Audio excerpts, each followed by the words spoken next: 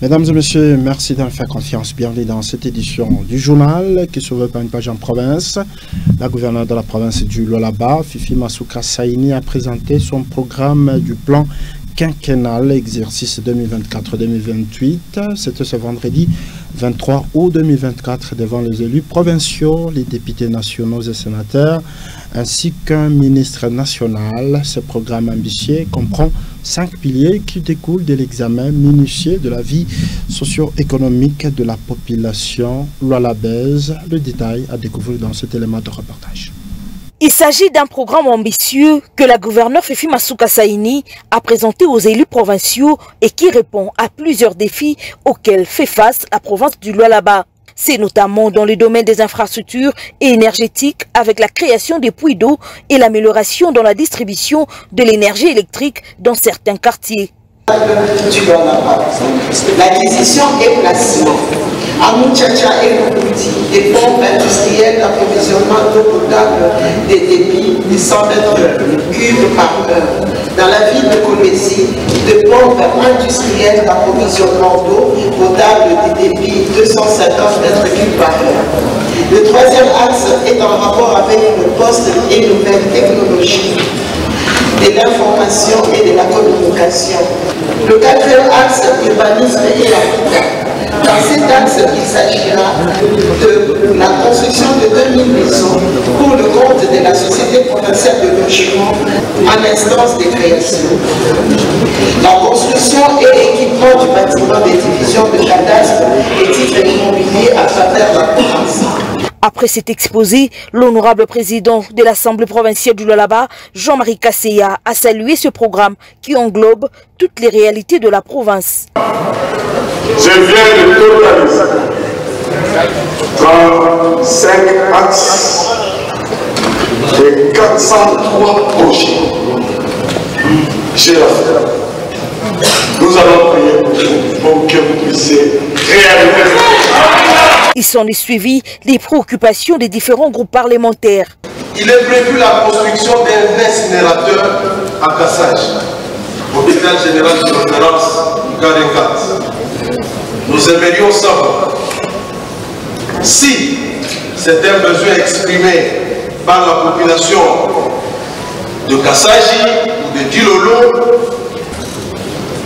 Quelles sont les dispositions et mécanismes entrepris par les gouvernements provinciaux pour améliorer le secteur éducationnel dans le Lualaba profond en général et Moutchacha en particulier par rapport au manque de professeurs qualifiés et compétents suite aux mauvaises conditions de vie?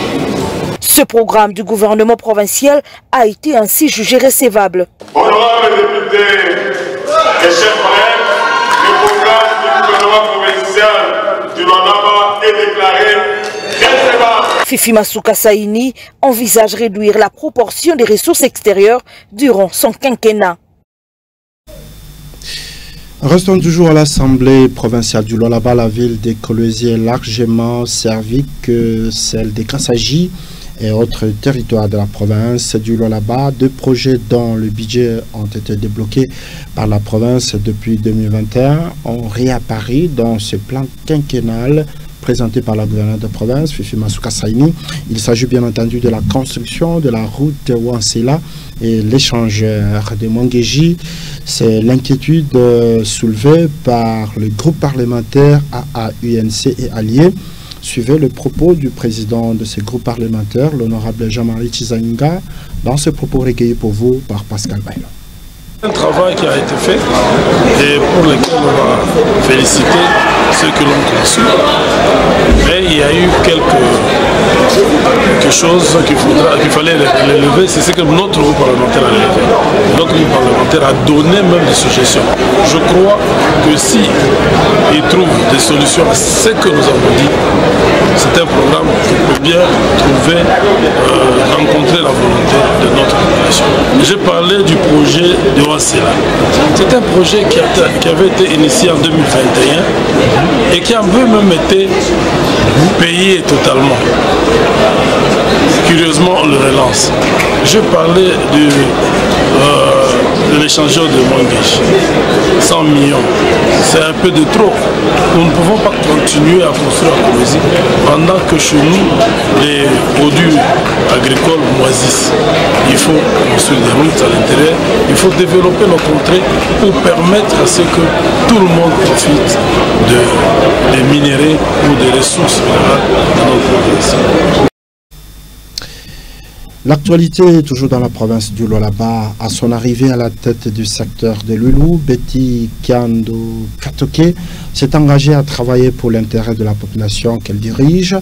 Par la redevance minière que cette entité territoriale décentralisée perçoit, Betty Kiando Katoke a initié plusieurs projets d'intérêt communautaire. La chef du secteur Lulu, dans moins d'une année, s'est distinguée dans la gestion. Contrairement à ses prédécesseurs, Betty Kiando Katoke a impacté positivement les développements socio-économiques dans son entité. Des routes sont asphaltées, bien entendu. De bureaux de quartier sont construits. De nouveaux quartiers voient les jours à la satisfaction de la population. Les détails à découvrir dans cet élément de reportage. La redevance minière perçue par le secteur des Lulu contribue au financement des projets et infrastructures d'intérêt communautaire, suivant l'esprit de la politique imprimée par l'exécutif provincial Fifi Masuka Saini.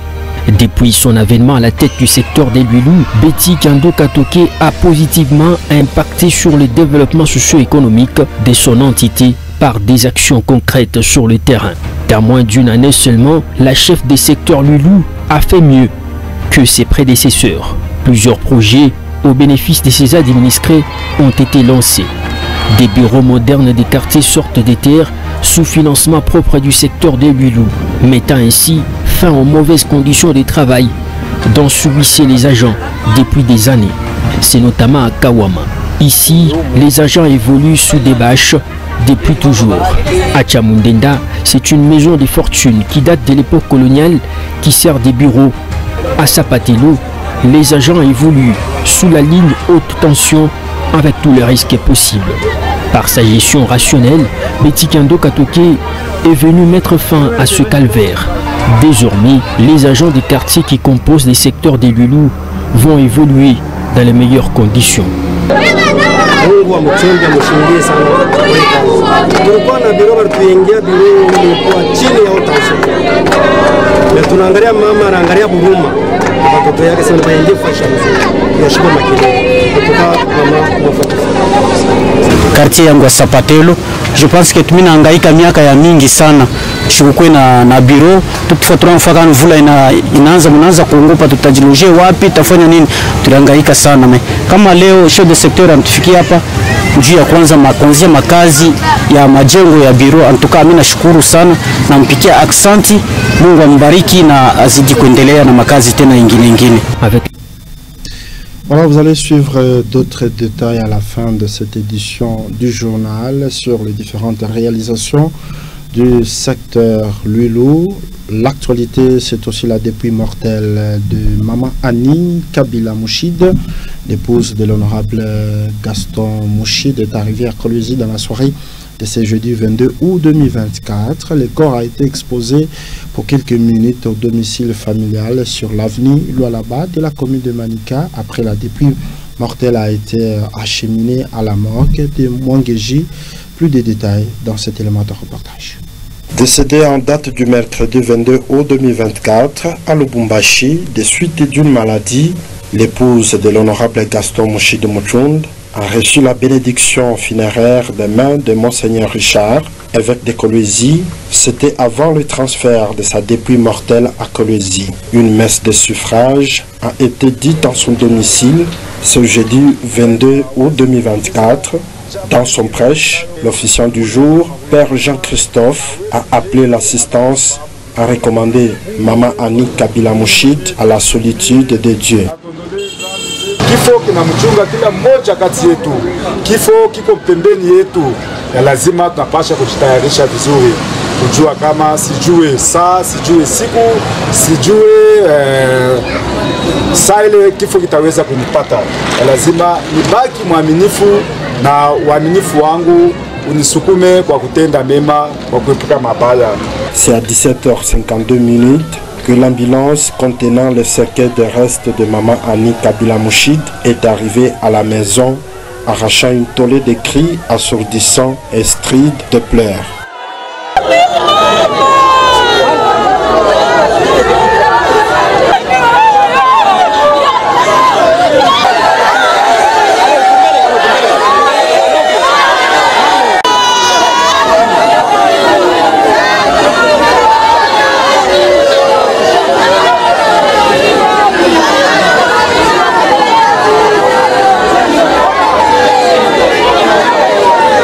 Après une dizaine de minutes, le cercueil a pris la direction de la morgue de Mwangeji. La dépouille mortelle de la regrettée s'y repose momentanément pour les funérailles proprement dites ce samedi 24 août 2024.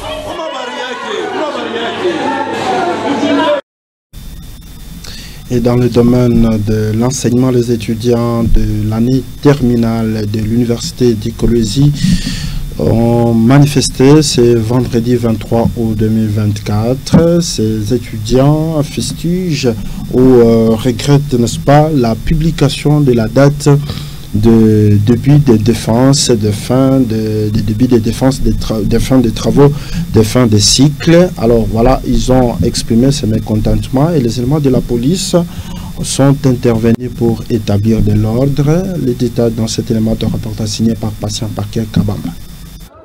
Pneus brûlés, chants de colère, ceci est le mode opératoire utilisé par les étudiants des différentes facultés de l'université de Kolwezi. Dans les revendications, ces futurs cadres du pays expriment leur mécontentement suite à la publication des dates de défense des travaux des fins des cycles, leur imposés, affirme-t-il. Comme à l'accoutumée, cette manifestation s'est tournée au vinaigre. La présence des hommes en uniforme n'a pas mis à l'aise les étudiants qui se sont lancés au jet de projectiles. Cherchant à installer la sécurité dans cette partie de la ville de Kolwezi, la police a usé de sa force pour disperser les manifestants.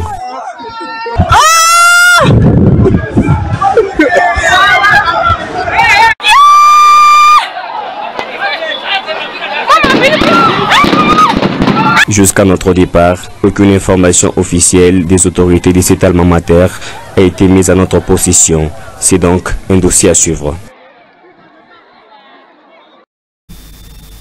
Et en éducation, à quelques jours de la rentrée scolaire, les enfants des militaires veuves sont dans l'incertitude. La colonie de vacances organisée dans leur milieu par une entreprise de la place offre une lueur d'espoir, voire l'assistance des autorités de la province. Tel est le souhait majeur, plus de lumière dans cet élément de reportage signé par Patient Kabamba. Pas des danses, défilé des modes, ceci est une manière pour les enfants des militaires de passer leurs vacances. Au-delà de tout, ces jeunes espèrent bénéficier des kits scolaires au prix d'une entreprise de la place, confirme le colonel Pilipili, commandant SECAS. Colonie de vacances, kama shi tuliandikia masosiete watusaidie kuankadre batoto mu vacances pour que batoto basikwe éparpillé kutembea tembea. Tukaandikia KCC il avait répondu favorablement. Nanjo naona batoto mingi biko kwa ekole Kamanyon biko kipe pale mu colonie de vacances pour que rentrée scolaire ibafikie batoto biko en bonne forme. Au-delà de tout, ce service qui encadre les enfants des militaires et veuves militaires aurait déjà pris contact avec les autorités de la province qui jusqu'à ces jours aucune suite favorable. Mais ces derniers espèrent grand. Batoto baikale kimya, mama ilikuwa naiwa kama banapasha kurudia kwa masomo. Saa vile kawaida si basa wake maane zote na yeye ane atabakumbuka. Wakati unalomba kitu kwa mkubwa ni kuchunga response ya mkubwa. Vile tuko tunafuatilia response iko favorable. Message mimi na lancer kwa batoto ke ile yenye mama ta répondre bataipata sa vile banaipataka sa vile kawaida. Mais les parents aussi bajikaze ku ile yenye banapasha kuresoudre ba résoudre, ile yenye mama ata résoudre. Mais batoto bakwe ozange kwa kurudia kwa masomo. À quelques jours de la rentrée scolaire édition 2024-2025, plusieurs familles en détresse peinent pour inscrire leurs enfants, parmi lesquels figurent les enfants des militaires qui espèrent voir leurs enfants reprendre les chemins de l'école dès le 2 septembre prochain. Et dans le domaine de la santé, ce jeudi, à la Cité de l'Union africaine, le président de la République, Félix-Antoine Tshisekedi, a discuté avec le docteur Jean Kaseya, directeur d'Afrique CDC, sur la riposte contre le virus Mpox. Le chef de l'État a annoncé le déblocage de 10 millions de dollars américains pour renforcer la lutte contre l'épidémie. Le docteur Jean Kaseya a confirmé l'arrivée imminente des vaccins en République démocratique du Congo destinés aux personnes atteintes, à leur contact et aux personnes à risque. Les détails dans cet élément de reportage. Ce plan de contingence est mis en œuvre par l'Institut national de santé publique, qui est le CDC Congo, et au travers de son organe opérationnel qui est le Centre d'opération d'urgence de santé publique. Alors ce Centre d'opération d'urgence de santé publique, le COUSP, a développé le plan de contingence, le plan de vaccination, le plan de prise en charge, tout le plan de lutte contre Mpox. C'est autour de ce plan que non seulement le gouvernement a commencé à s'engager, vous avez suivi que le ministre des Finances a annoncé déjà entre 6 et 10 millions de dollars, et ceci vient d'être confirmé par le président de la République. Vous avez suivi que les partenaires, notamment CDC Afrique, commencent à mettre de l'argent. C'est autour de ce plan de contingence qui a été élaboré que nous faisons cela. Non seulement la RDC a ce qu'il faut, mais vous avez vu que dans beaucoup de pays africains, on prend les experts de la RDC pour aller répondre à leurs propres besoins. Donc non seulement que la RDC a tout ce qu'il faut en termes de capacité humaine, mais la RDC, comme je viens de dire, a un plan, mais la RDC a un engagement politique fort du gouvernement pour pouvoir justement répondre à ça. Oui, je peux rassurer la population que, comme on a fait avec Covid-19, je rappelle quand même pour Covid-19 que la RDC, c'est le pays où il y a eu le moins de morts par Covid-19. Je rappelle que nous avons eu Ebola et nous avons fait un plan de contingence à l'époque et nous avons contenu et éradiqué Ebola qui était beaucoup plus sévère qu'un Mpox. Donc la RDC a les compétences, la RDC a les moyens et la RDC a une planification pour cela. Et l'actualité en dehors de la frontière, ce jeudi, à 135 km de Conakry, à Kindia, plus de centaines d'acteurs politiques ont discuté sur le texte et ont soumis des propositions en ce qui concerne la révision constitutionnelle en Guinée-Conakry. Les détails à découvrir dans cet élément de reportage signé par nos confrères de TV5 Monde. Les principales forces politiques guinéennes réunies pour plancher sur l'avant-projet de constitution. Une démarche initiée par le Conseil national de transition. Alors à Kindia, à 135 km à l'est de Conakry, les représentants des partis politiques agréés soumettent leurs propositions, comme celle du PDG-RDA. Il serait important de rajouter le caractère imprescriptible des crimes économiques et financiers dans le préambule. La première recommande au CNT de rajouter l'anglais à la langue française comme langue officielle. Durant 2 jours, 150 partis ont proposé par thématique des suggestions.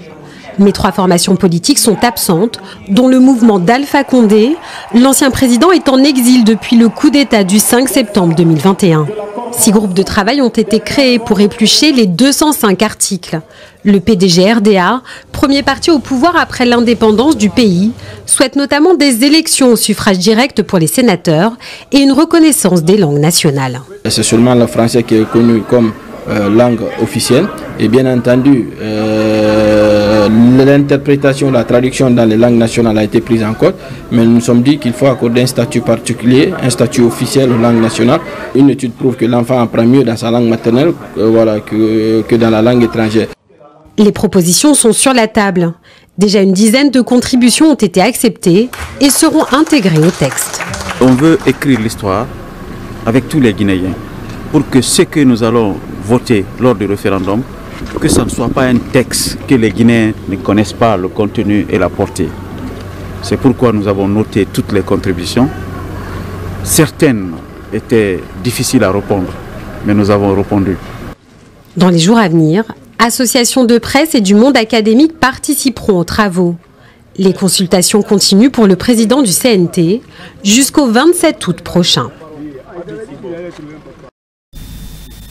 Restons toujours dans la page internationale au Soudan. La situation des civils à El Fasher ne fait que s'empirer. Aucune aide humanitaire n'arrive à entrer dans cette ville du Darfour du Nord. Cette situation d'autant plus inquiétante qu'elle intervient après l'ouverture du poste frontalier d'Adré qui sépare les Darfour au Tchad. Le détail dans cet élément de reportage signé par nos confrères de France 24. Nous aurons besoin d'un approvisionnement constant de l'aide humanitaire. Il est essentiel de maintenir ce flux de nourriture et d'aide alimentaire à l'intérieur et à l'extérieur du Soudan, où plus d'une douzaine de régions sont menacées de famine ou en proie à la famine. Plus de 25 millions de personnes, soit la moitié de la population du pays, sont confrontées à une grave pénurie alimentaire en raison de la guerre civile qui fait rage au Soudan depuis plus d'1 an. L'armée, dirigée par le général Abdel Fattah al-Burhan, s'oppose aux paramilitaires des forces de soutien rapide, dirigées par le général Mohamed Hamdan Daglo. Le point de passage d'Adré, une des 3 routes qu'empruntent les groupes humanitaires pour acheminer l'aide au Darfour, a été bloqué pendant des mois. L'armée accusait les Émirats arabes unis de l'utiliser pour envoyer des armes aux combattants du FSR. Des négociations pour un cessez-le-feu sont en cours à Genève sous l'égide des États-Unis, sans délégation de l'armée soudanaise qui a refusé d'y assister. Il sera plus facile de travailler sur une cessation des hostilités si l'armée envoie une délégation. Ce qui compte, c'est les résultats. Le Soudan est aussi confronté à une épidémie de choléra en raison d'un système de santé ravagé par 16 mois de guerre. Cette épidémie exacerbe la pire crise alimentaire au monde dans un pays autrefois considéré comme le grenier à blé de l'Afrique. Voilà, c'est par cette note que nous mettons fin à cette édition du journal. Au nom de l'équipe rédactionnelle, nous vous disons merci à toutes et à tous de l'avoir suivi. Restez branchés au programme de la radio-télévision Manica.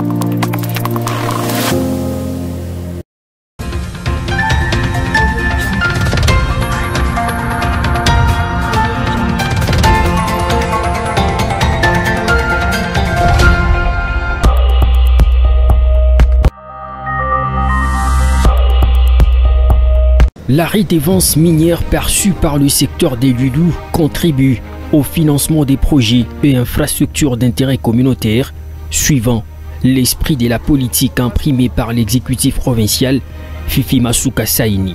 Depuis son avènement à la tête du secteur des Lulou, Betty Kando Katoke a positivement impacté sur le développement socio-économique de son entité par des actions concrètes sur le terrain. En moins d'une année seulement, la chef des secteurs Lulou a fait mieux que ses prédécesseurs. Plusieurs projets au bénéfice de ses administrés ont été lancés. Des bureaux modernes des quartiers sortent des terres sous financement propre du secteur des Lulou, mettant ainsi fin aux mauvaises conditions de travail dont subissaient les agents depuis des années. C'est notamment à Kawama. Ici, les agents évoluent sous des bâches depuis toujours. À Chamundenda, c'est une maison de fortune qui date de l'époque coloniale qui sert des bureaux. À Sapatelo, les agents évoluent sous la ligne haute tension avec tous les risques possibles.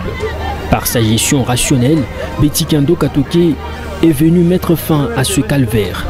Désormais, les agents des quartiers qui composent les secteurs des Lulou vont évoluer dans les meilleures conditions. Mungu amuchunge amushingie sana kwa kazi. Tulikuwa na biro baratuingia biro ilikuwa chini ya utansi. Na tunaangalia mama anaangalia buruma. Watoto yake sema baingie fashion. Yashiko makini. Kutoka mama mwafa. Quartier yangu ya Sapatelo, je pense que tumina hangaika miaka ya mingi sana. Shukukwe na biro, tutafua tunafaka mvula inaanza kuongopa, tutajiloje wapi, tafanya nini? Tulihangaika sana. Kama leo chef de secteur anatufikia hapa juu ya kuanzia makazi ya majengo ya biro. Antuka mimi nashukuru sana, nampikia aksanti, Mungu ambariki na azidi kuendelea na makazi tena ingine. Avec l'argent que le secteur des Lulou perçoit, Betty Kando Katoké montre fièrement à la République ses réalisations dans divers secteurs. Plusieurs kilomètres de routes sont asphaltés à la satisfaction de la population qui, par les passés, faisait face à des routes et avenues impraticables. Huyu mama tunamwombea Mungu amupatie nguvu. Mama huyu Mungu amupatie 35 ans de pouvoir. Parce que tunangaika ifashi. Mama angalia mpango yote. Na mama anatutengenezea barabara. Mungu akumbingwa mbariki huyu mama. Tunasema shikata. Abakia huyu mama ni mama wa roho. Tunampenda sana. Des travaux d'aménagement des routes sont initiés dans les coins et recoins de cette entité territoriale décentralisée. La modernisation sévit au secteur des Lulou. Des actions concrètes qui démontrent une gestion orthodoxe des Betty Kando Katoké à la tête du secteur des Lulou. Répondre aux besoins de la population du secteur des Lulou demeure la motivation de tous ces projets initiés. Des travaux à grand impact qui font échec aux ennemis du développement de cette entité territoriale décentralisée. Depuis tunaziaka mkina msoko tuko na difficulté sana ya mabarabara. Antuka mama netukumbuka kwa siku ya leo kwa kutengeneza mkino ta msoko, na mimi nashikia furaha kabisa. Tunaanza kulia asema ni kintu kani kile mama alitutukia nijua nini, na antuka mama anitusaidia sana mkina msoko na kwa developer mzuri sana kabisa. Mungu ambariki na bankambo, endelee na kazi tena kumbele na kuweza kupita na hapa.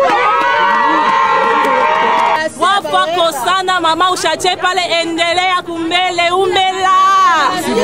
Baba Telebe tunamfelicite sana mama de secteur et puis tunaremercier mama Masuka juu ya neema na rema yake Mungu ashakumpatia ya faveur kutengeneza kwa mtu mkisenda kutengeneza barabara tellement mkisenda mulikuwa ni village nya bya kwenda kama mkwe barabara mkwe nini pour finir Mungu atusaidia mama Fifi Masuka na mama de secteur Mungu anabengia mais bantupatia kwa shima vini sawa tuka tunamfelicite sana tunampatia merci sana Mungu ajilisi kumbariki na kumsaidia.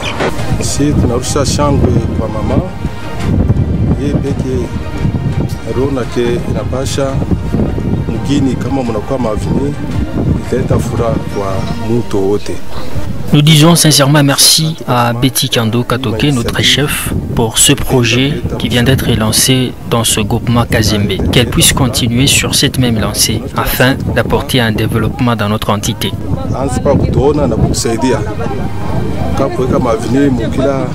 Kila groupement italeta furaha tu tutaanza kubatize mavini kila groupement. Mama Mungu ambariki sana. Asante sana. Population yote nafurahi sana kwa kuona makazi yanaendelea mwingine maisha. Betty Kando Katoké s'inspire de la citation qui dit « Vous ne devez jamais avoir peur de ce que vous faites quand vous faites ce qui est juste et profitable à tous. » D'à moins d'une année seulement, Betty Kando Katoké a su planter les graines de développement maintenant et pour le futur.